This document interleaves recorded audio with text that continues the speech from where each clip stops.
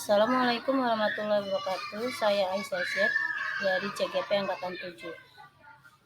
Koneksi antar materi, kesimpulan dan refleksi modul 1.1. Pertanyaan pemantik dalam koneksi antar materi, kesimpulan dan refleksi modul 1.1. Yang pertama, apa yang Anda percaya tentang murid dan pembelajaran di kelas sebelum Anda mempelajari modul 1.1. Yang kedua, apa yang berubah dari pemikiran atau perilaku Anda setelah mempelajari modul tersebut.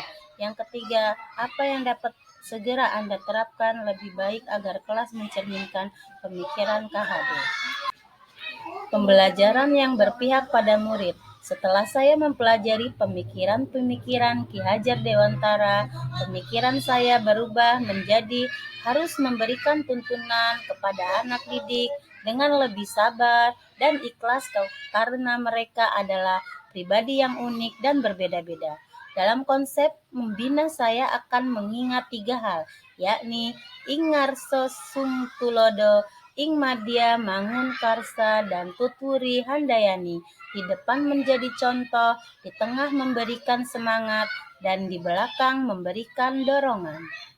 Kemudian memberikan pembelajaran yang menyenangkan bagi mereka dengan mencoba berbagai macam model pembelajaran melalui bermain, baik itu bermain zaman dahulu maupun zaman sekarang. Intinya, anak-anak diberikan kebebasan dalam pembelajaran dan anak merasa bahagia serta lebih merdeka dengan konsep pembelajaran yang dicontohkan Ki Hajar Dewantara. Adanya kodrat alam dan kodrat zaman. Dasar pendidikan anak berhubungan dengan kodrat alam dan kodrat zaman, di mana kodrat alam berkaitan dengan sifat dan bentuk lingkungan di mana anak berada, sedangkan kodrat zaman berkaitan dengan isi dan irama.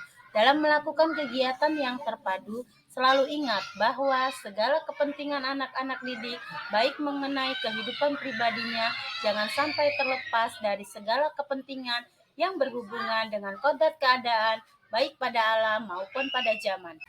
Saya mulai menyadari bahwa anak memiliki kodrat alam dan kodrat zaman, sehingga perlahan saya rubah model pembelajaran yang biasa saya lakukan menjadi model pembelajaran yang lebih menyenangkan dan pembelajaran yang berpihak pada siswa.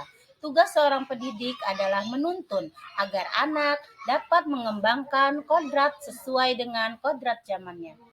Guru diibaratkan seperti seorang petani. Pendidikan adalah tempat persemaian benih-benih budaya dalam masyarakat.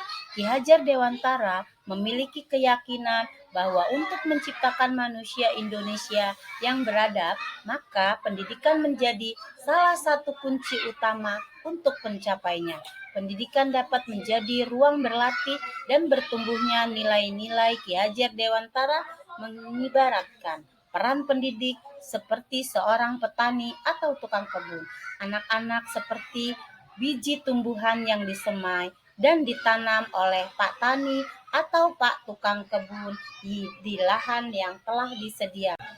Budi pekerti. Menurut Ki Hajar Dewantara, budi pekerti atau watak atau karakter merupakan perpaduan antara gerak pikiran, perasaan, dan kemauan sehingga menimbulkan tenaga. Budi pekerti juga dapat diartikan sebagai perpaduan antara cipta atau kognitif, karsa atau afektif sehingga menciptakan karya atau psikomotor. Lebih lanjut, Ki Hajar Dewantara menjelaskan keluarga menjadi tempat yang utama dan paling baik untuk melatih pendidikan sosial dan karakter baik bagi seorang anak. Kesimpulan yang segera bisa saya terapkan dari pemikiran-pemikiran Ki Hajar Dewantara adalah tidak memberikan hukuman-hukuman kepada siswa, lebih sabar dalam membimbing, mengenali lebih dalam karakter dan latar belakang siswa, keluarga, lingkungan, dengan menjalin komunikasi dengan orang tuanya, serta mengembangkan kodrat anak yang disesuaikan dengan kodrat zaman, dan juga membuat pembelajaran yang lebih menarik, menyenangkan, sehingga anak merasa merdeka dalam belajar dan selalu bahagia. Terima kasih.